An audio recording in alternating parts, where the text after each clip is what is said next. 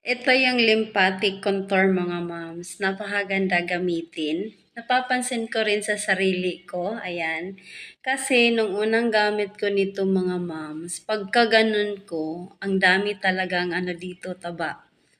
Ngayon, yan, wala na siya. Kailangan lang talaga masipag kang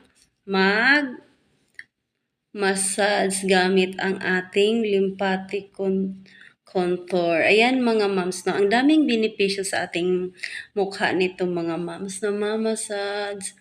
Yan. Ang pinaka gusto ko talaga nito mga moms ay yung mawala yung taba ko dito. Kung napansin yung mga moms, kung nakita yung video ko, kasi dito mas makapal talaga kumpara dito.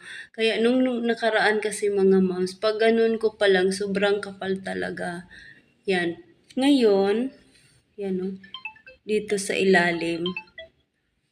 Ayan. Ayan mga moms. May nakita nga akong video, dapat daw 100 times, 100 times, 100.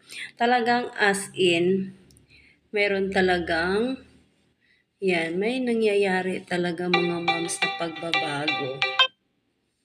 Yan, katulad nito mga moms.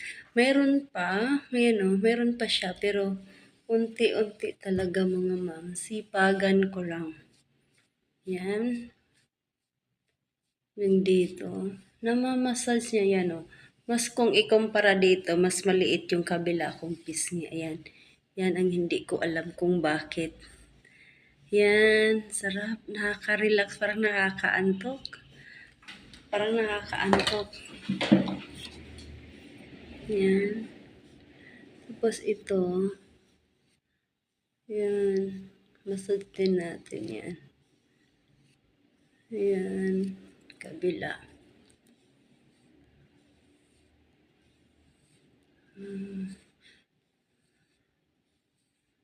Sarap, nakakaantok pag dito sa ano.